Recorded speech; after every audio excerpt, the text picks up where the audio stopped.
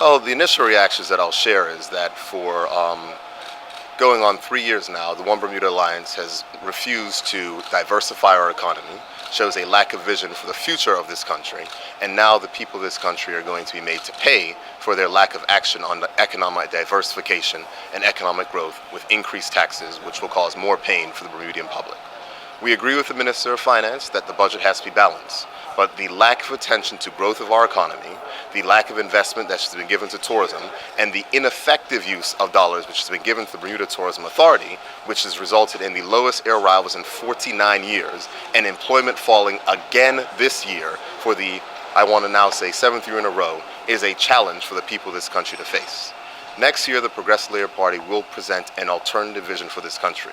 As we saw in the by-election that happened in constituency number 13, the people of this country have grown tired of the One Bermuda Alliance, and they deserve an alternative vision that they can believe in, that they can understand will provide the security and will provide pathways to Bermudian success, which the Bermudians of this country greatly need and deserve. As you indicated, the debt reduction is something that the PLP would have supported, given that there has been no real increase in revenue, and the government continues to attempt to reduce that debt. What option do they have but to raise taxes? When you say no decrease in expenditure, you mean? You said no decrease in expenditure, because you said no increase in revenue. Can you ask your question again? With the fact that government has had no real increases in revenue, no great increase in revenue, and they have to continue to attempt to reduce the debt, what option would they have had as apart from increasing taxes? It's very simple, Gary. If you have economic diversification and economic growth, you increase your revenue. I do not agree when you say there was no increase in revenue, because please remember, the One Bermuda Alliance raised taxes last year as well. This is the second consecutive year of increasing in taxes. This is the third consecutive year that we've seen a budget that pays absolutely no attention to economic diversification. My apologies. The fourth consecutive year that we've seen a budget that pays no attention to economic diversification. The challenge that we have in this country, it is not more people that we need, it is more jobs for people to fill. And there is a lack of jobs and a continued decrease of jobs, and it seems as though if the One Bermuda Alliance does not get it. We need a plan for economic diversification, we need a plan for economic growth, and next week the Progressive Labour Party will offer that plan to the people of this country, so when the people of this country go to the polls, they can have confidence that at least their government will pay attention to their needs and the urgent need to diversify and to grow our economy. I spoke to a businessman this morning who indicated to me that he woke up expecting to hear a budget and not to have to go out of business before the end of the day. Therefore, that might be hearing more of that.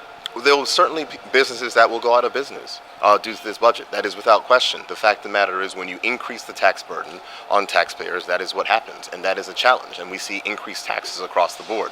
The fact is that while the minister would like to increase taxes, he's also going to go ahead with his unwise scheme at the airport, which he's now going back on promises of which he's made to the electorate.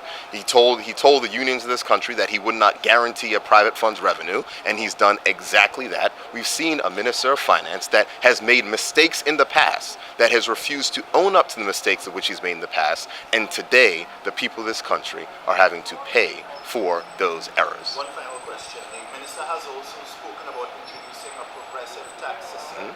How do you feel about that? It's something that the PLP has been calling for some time. Well, see, and what I will say is, Gary, is that in 2013, in our reply to the throne speech, we called for a review of the tax system.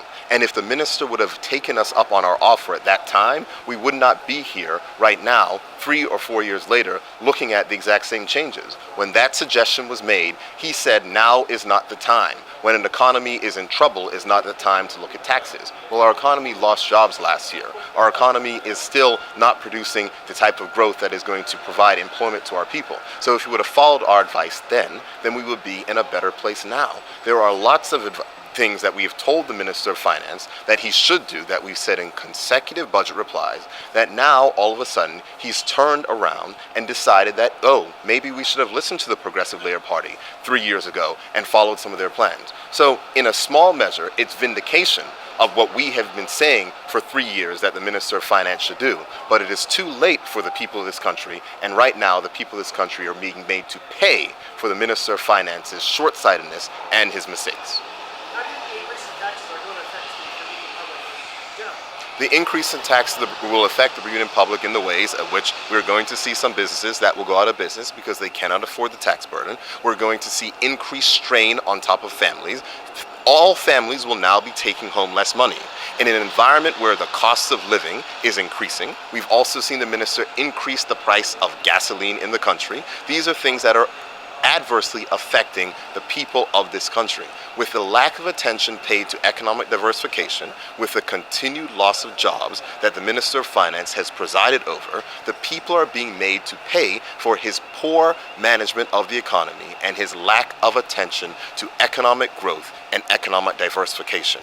I will remind the media, in our first budget presentation in 2013, we stated that the minister needed to pay urgent attention to economic growth and economic diversification. He did not mention economic diversification once in his speech today. That is an indictment on his term in office and the One Bermuda Alliance's term in office.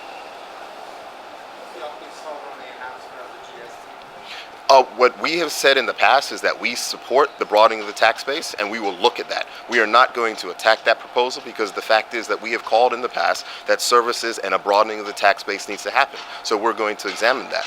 The one thing that I would remind the media is that we called for a review of the tax system in 2013.